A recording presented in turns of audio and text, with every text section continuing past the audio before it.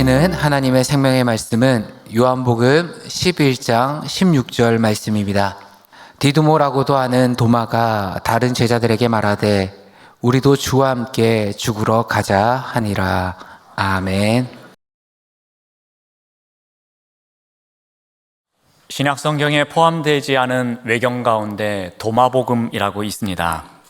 여기에서 도마는 예수님에게 따로 이끌려가서 특별한 비밀을 전수받은 인물로 묘사하고 있습니다. 도마복음의 서두는 이렇게 시작합니다. 이것은 살아계신 예수께서 말씀하시고 디두모 도마가 받아 적은 비밀의 말씀이라. 이 말씀의 뜻을 올바르게 풀이하는 사람은 결코 죽음을 맛보지 아니할 것입니다 라고 합니다. 여기에 특징이 한 가지 있습니다. 비밀의 말씀을 받아 적었다고 합니다. 이것은 어떤 의미가 있겠습니까? 이것은 도마가 간취해서 기록했다는 말입니다. 즉 예수님의 말씀 속에 담겨져 있는 본질이 갖는 의미, 그리고 예수님께서 말씀하시고자 하는 그 의도, 그것을 도마는 온전히 이해해서 다 기록했다는 말입니다. 이 말은 바꿔 말하면 어떤 의미이겠습니까? 원래 사람들은 예수님의 말씀을 잘 이해하지 못했다는 것입니다. 모든 사람들이 다 상식적으로 이해할 수 있을 만큼 쉬운 말씀은 아니었다는 것입니다. 비유를 통해서 말씀하시는데 그 비유가 누구를 향한 것인지, 그리고 어떤 의미가 있는지 잘 몰랐다는 것입니다. 하지만 도마는 이 내용의 의미를 알고 있었다는 것입니다. 비밀의 말씀을 온전히 이해한 수준 있는 제자라고 이야기합니다. 자, 이러한 도마는 요한복음에서는 어떻게 나오고 있습니까? 먼저 도마는 열정이 있는 제자로 보여집니다. 때는 수전절이었습니다. 예수님께서 성전 안 솔로몬 행각에서 말씀을 선포하십니다. 수전절의 말씀을 선포하는 도마의 모습을, 예수님의 모습을 보면서 유대인들은 혹시 이분이 메시아가 아닌가 생각하기도 합니다. 그래서 당신이 메시아라면 그렇다고 우리에게 이야기해 보십시오 라고 질문하기도 합니다. 그러자 예수님께서는 다음과 같이 답변하십니다. 요한복음 10장 30절 말씀을 봅니다. 나와 아버지는 하나이니라. 이 이야기를 들은 유대인들의 반응은 어떠했겠습니까? 유대인들은 돌을 듭니다. 그리고 그 돌로 예수를 치려고 합니다. 아니, 어떻게 나사렛 출신인 저 비천한 목수가 하나님과 동일하다고 하는 거야? 이것은 신성 모독죄야. 돌로 맞아 죽어도 마땅해 라면서 돌을 들어 치려고 했습니다. 유대인들은 예수를 죽이려고 했지만 수전절에 여기저기에서 많은 사람들이 모여 있었기에 그렇게 하지 못합니다. 결국 어떻게 되는가 하면 요한복음 10장 39절은 이렇게 기록합니다. 그들이 다시 예수를 잡고자 하였으나 그 손에서 벗어나 나가셨다라고 기록하고 있습니다. 예수님은 이곳을 떠나서 다시 요단강 건너편으로 가십니다. 예수님께서 그곳에서 일정 시간 머물고 계셨습니다. 그런데 이때 나사로에 관한 소식이 들려옵니다. 나사로는 마르다와 마리아와 함께 예수님의 말씀 듣기를 좋아했던 자였습니다. 그리고 그들 남매는 예수님과 제자들을 대접하기를 기뻐했던 자들이었습니다. 예수님께서는 또 이 가족을 사랑하셨노라고 성경에서는 여러 곳에서 기록하고 있습니다. 자, 그런데 이러한 자들에게 슬픔이 닥쳐왔습니다. 나사로가 병이 들어 죽을 지경에 놓였다고 합니다. 그래서 마르다와 마리아는 예수님께 사람을 보내어 도움을 청합니다. 하지만 이들의 기대와는 달리 예수님께서는 오시지 않았습니다.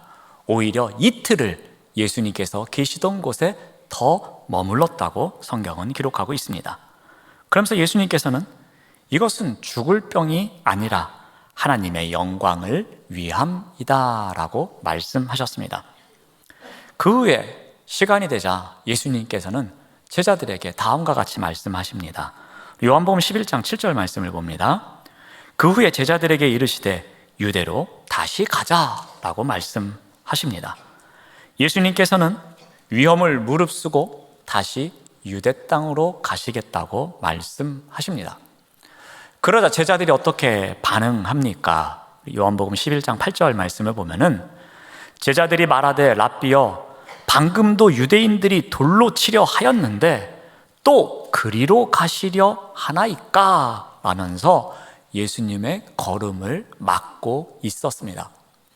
거의 모든 제자들이 예수님 그리로 가시면 안 됩니다 라고 막고 있었습니다. 근데 이때에 한 사람이 다른 의견을 냅니다. 16절 말씀을 봅니다. 디두모라고도 하는 도마가 다른 제자들에게 말하되 우리도 주와 함께 죽으러 가자 라고 말합니다. 이 장면을 통해서 도마의 성향이 어떠한지 알 수 있습니다. 매우 담대해 보입니다. 의리가 있어 보입니다. 쉽게 결단할 수 없는 순간에 용기를 내어서 주와 함께 죽으러 가자라고 외치고 있었습니다. 스승에 대한 열정도 있습니다. 자기 희생에 대한 각오도 있는 사람입니다. 죽음도 불사하겠노라고 말합니다. 자칫 유대인들이 돌을 들어 치려 한다는 사실을 알고 있음에도 불구하고 그 위험이 도사리고 있는 곳으로 나아가겠노라고 이야기합니다. 용기가 대단합니다. 열정 있는 사람의 모습을 보여주고 있습니다. 자, 그런데 도마의 모습이 전혀 다른 상황이 또 펼쳐집니다. 예수님을 전혀 믿지 못하겠노라고 회의주의자의 모습을 보이는 장면이 있습니다. 부활하신 예수님께서 제자들 가운데 나타나셨습니다. 그런데 그때에 그 장소에 도마가 그곳에 있지 않았습니다. 그러자 다른 제자들이 도마에게 부활하신 예수님을 만났다고 증언합니다.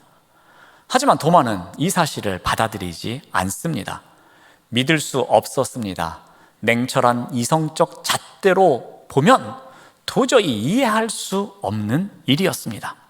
도마는 단호한 목소리로 다음과 같이 이야기합니다. 요한복음 20장 25절 말씀을 봅니다. 내가 그의 손에 못자국을 보며 내 손가락을 그 못자국에 넣으며 내 손을 그 옆구리에 넣어보지 않고는 믿지 아니하겠노라 이렇게 말합니다. 도마는 지금 직접 경험하지 않고서는 믿을 수 없다는 것입니다. 이것을 성경에서는 이중부정을 통해서 강조하고 있습니다. 도마의 강한 의지가 보여지고 있습니다. 내 방식대로, 내 고집대로 증명되지 않으면 나는 믿지 않겠노라고 강하게 이야기하고 있습니다. 부활에 대해서 강한 회의를 갖고 있는 도마의 모습을 볼 수 있습니다. 그런데 이러한 일이 시간이 지나도 해결되지 않았던 것 같습니다. 요한복음 20장 26절 말씀을 봅니다. 여드레를 지나서 제자들이 다시 집안에 있을 때에, 여기에 나오는 여드레를 지났다라는 것은 요즘 표현으로 바꾸면 일주일이 지나서라고 보시면 될 것 같습니다. 일주일이 지났음에도 불구하고 여전히 도마는 예수님의 부활을 믿지 못하고 있었던 것입니다. 그런데 우리 한 가지 생각을 해 봅니다. 과연 이 일주일의 시간을 보내면서 도마는 어떤 생각을 했을까라는 것입니다. 과연 도마는 이 일주일이라는 시간 동안에 어떻게 살았을까 생각해 봅니다. 도마는 분명히 예수님께 사랑을 받았던 제자였습니다. 그리고 비밀의 말씀을 이해해서 기록한 자이기도 합니다. 그리고 다른 제자들이 머뭇거릴 때 용기를 내서 열정을 갖고 예수님과 함께 죽으러 가자고 외쳤던 사람이기도 합니다.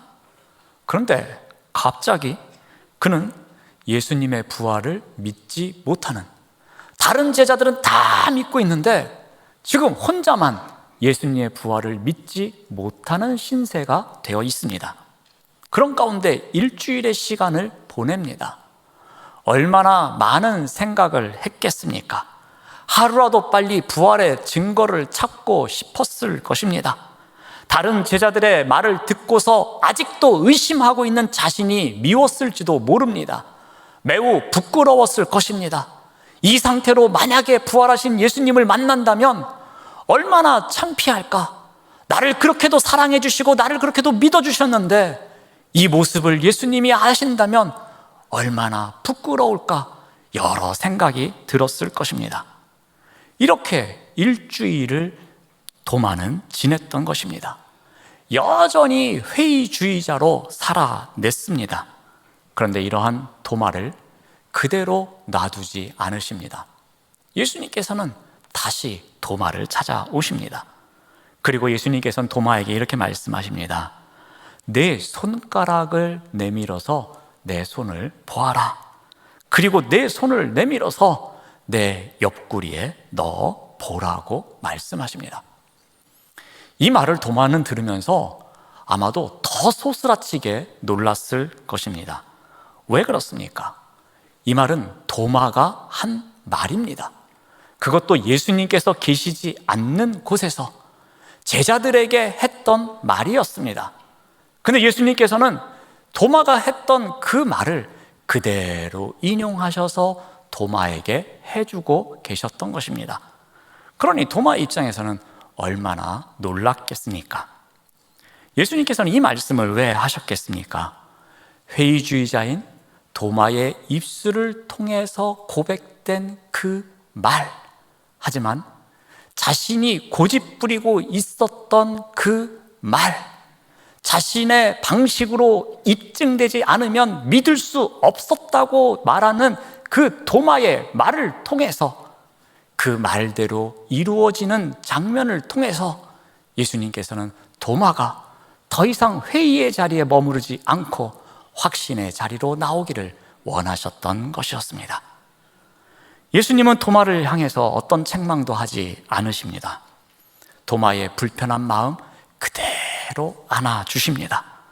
자신의 방식만으로 부활에 대한 확신을 가지려는 도마의 성향에 맞는 말씀을 해주십니다. 그를 책망하기보다는 사랑으로 도마의 말을 통해서 회의의 자리에서 확신으로 나아갈 수 있도록 이끌어 가셨던 것입니다. 그래서 예수님께서는 이렇게 말씀하십니다. 27절 말씀을 봅니다. 그리하여 믿음 없는 자가 되지 말고, 즉 회의의 자리에 머물지 말고 믿는 자가 되라, 확신으로 나아가라 라고 말씀해 주십니다. 회의주의자인 도마이지만 예수님은 믿음의 확신을 갖도록 초청해 주십니다. 지속적으로 불신의 상태에 머물러 있지 말고, 계속해서 그 고민하는 자리에 있지 말고, 이제는 지속적으로 믿음을 갖고 살아가는, 지속적으로 확신으로 나아가기를 간절한 마음으로 초청하고 계신 것이었습니다. 이에 대해서 도마는 어떻게 답변합니까? 우리 요한복음 20장 28절 말씀을 봅니다. 도마가 대답하여 이르되 나의 주님이시요 나의 하나님이십니다 라고 고백합니다. 이 도마의 고백은 요한복음에 나오는 최상의 고백입니다. 예수님의 신성에 대해서 가장 솔직하고 가장 고귀하게 고백한 신앙 고백문입니다. 인생의 주인이 바뀌는 놀라운 경험을 한 순간에 자신의 마음속 깊은 곳에서 나온 진솔한 신앙 고백이기도 합니다. 이것은 자신의 의문을 알고 계시며 자신의 모든 것을 감싸 주시고 자신에게 그 말씀으로 다가오신 주님에 대한 솔직한 신앙 고백이기도 합니다. 이 고백은 요한복음 전체에 흐르고 있는 주제인 예수님께서 하나님이심을 고백하는 신앙 고백이기도 합니다. 여러분, 도마복음과 요한복음에서 비춰진 도마의 모습은 어떠했습니까? 예수님께 사랑받는 제자였습니다. 그래서 예수님 말씀의 비밀을 듣고 온전히 이해해서 그것을 기록한 제자였습니다. 또한 다른 제자들과는 달리 열정이 있고 용기 있는 제자이기도 했습니다. 그런데 이런 많은 장점이 있음에도 불구하고 그는 어떤 모습을 보입니까? 부활의 소식에 대해서 회의주의자의 삶을 살아갑니다. 자신의 방식이 아니면 도저히 인정할 수 없노라고 외치면서 살아갔던 자였습니다. 하지만 주님은 도마가 이러한 회의주의자의 자리에서 살아가는 것을 원치 않으셨습니다. 도마가 회의를 넘어 확신의 자리로 나아갈 것을 원하셨습니다. 즉, 믿음 없는 자가 아닌 믿는 자로 살아가기를 원하셨습니다. 그래서 그로 하여금 회의를 넘어 확신으로 나아갈 수 있도록 이끌어 가십니다. 자, 그렇다면 우리가 한 가지 더 살펴볼 것은 이 회의를 넘어 확신으로 나아간 도마에게는 어떤 과정이 있었는가라는 것입니다. 앞에서 잠깐 살펴보았지만 도마에게는 일주일이라는 시간이 있었습니다. 이 일주일의 시간은 어떠했습니까? 자신의 방식대로, 자신의 고집대로 모든 것을 찾아보려고 했던 시간이기도 합니다. 하지만 그 시간에는 부끄러운 자아를 돌아보는 시간이기도 했습니다. 그리고 그 시간에는 어떻게 하면 이 부활을 믿을 수 있을까 고민하는 시간이기도 했을 겁니다. 오히려 이 고민하는 시간이 있었기에 도마는 새로운 신앙의 체험을 하는 그러한 놀라운 역사가 일어나게 되었을 것입니다. 이 고민의 시간이 있었기에 예수님에 대한 신앙이 더욱더 확증되어 가는, 회의에서 확신으로 나아가는 그러한 과정이 있었을 것입니다. 이 고민의 시간이 있었기에 주님을 끝까지 따라가는 선교자의 삶을, 순교자의 삶을 살아낼 수 있었던 것입니다. 사도행전에도 이와 비슷한 이야기가 나옵니다. 사도행전 17장을 보면은 베레아 사람들의 신앙에 대한 이야기가 나옵니다. 11절 말씀을 봅니다. 베레아에 있는 사람들은 데살로니가에 있는 사람들보다 더 너그러워서 간절한 마음으로 말씀을 받고 이것이 그러한가 하여 날마다 성경을 상고하였다라고 성경은 기록합니다. 여기에 나오는 상고하다로 번역된 단어는 원래 면밀히 조사하다, 이것저것 견주어 보며 고민하며 생각하며 살펴보다, 그런 뜻을 갖고 있습니다. 베레아 사람들이 바울에게 복음을 들었습니다. 그런데 과연 이 복음이 진리가 맞는 것일까? 그들은 고민하는 시간이 있었다는 겁니다. 신중하게 꼼꼼하게 조사했다는 말입니다. 그들은 자신이 서 있는 믿음의 토대를 삼고서 그 가운데서 상고하는 시간, 여러 방편으로 검토하는 시간을 가졌다는 말입니다. 베레아 사람들은 말씀을 듣고서 순간의 감정으로 아멘 하고서 끝내지 않았습니다. 그 말씀을 들은 대로 상고하는 시간, 즉 고민하는 시간을 가졌다는 것입니다. 그 시간이 오히려 확신으로 나아가는 신앙의 경험을 할 수 있었던 것입니다. 신중하게 고민하는 그 시간을 통해서 회의가 찾아오는 그 순간에도 복음을 온전히 이해하고 더욱 깊이 뿌리를 내리는 시간을 가졌다는 것입니다. 사랑하는 여러분, 믿음은 처음부터 회의가 전혀 필요 없는 완전 무결한 상태라고 말하지 않습니다. 믿음은 때로는 느릴 수도 있습니다. 때로는 조금씩 나아갈 수도 있습니다. 때로는 답답할 수도 있습니다. 하지만 하나씩 하나씩 알아가는 그 과정이 중요한 것입니다. 크고 작은 의심도 생길 때가 있습니다. 다양한 회의가 찾아올 때도 있습니다. 그렇지만 그 시간에도 고민하는 시간을 통해서 우리가 조금씩 확신에 도달해 간다면 이것은 우리의 신앙에 매우 중요한 디딤돌이 되는 것입니다. 그러므로 우리에게 필요한 자세가 있습니다. 우리 안에 어떠한 크고 작은 의심이나 회의가 찾아올지라도 그것을 솔직하게 대면하는 시간이 필요합니다. 그 대면하는 시간을 통해서 고민하고 어떻게 하면 이 의심을 딛고 일어설 수 있을까? 인내를 갖고 용기를 갖고 그와 싸워내려고 고민하는 시간이 있어야 한다는 것입니다. 그 시간이 우리로 하여금 우리에게 찾아온 의심이나 회의를 이겨내고 다시 확신으로 나아갈 수 있는 주춧돌 역할을 해주는 것입니다. 그래서 신학자 폴 틸리도 이렇게 말했습니다. 의심은 믿음의 반대가 아니라 믿음의 일부다라고 이야기했습니다. 도마가 비록 예수님의 부활을 의심했지만 그 의심은 참된 신앙으로 나아가기 위한 과정이었습니다. 꽃이 바람결에 흔들리면서도 흔들리지 않으려고 잇따은 뿌리로 땅을 더욱 움켜쥐듯이 우리의 신앙 또한 그렇게 자라가는 것입니다. 흔들리며 위로 커가는 것, 이것이 믿음이요, 이것이 신앙입니다. 그리고 이것이 바로 이노베이트입니다. 기도하겠습니다. 하나님 감사합니다. 내 안에 신앙의 회의가 찾아올 때가 있습니다.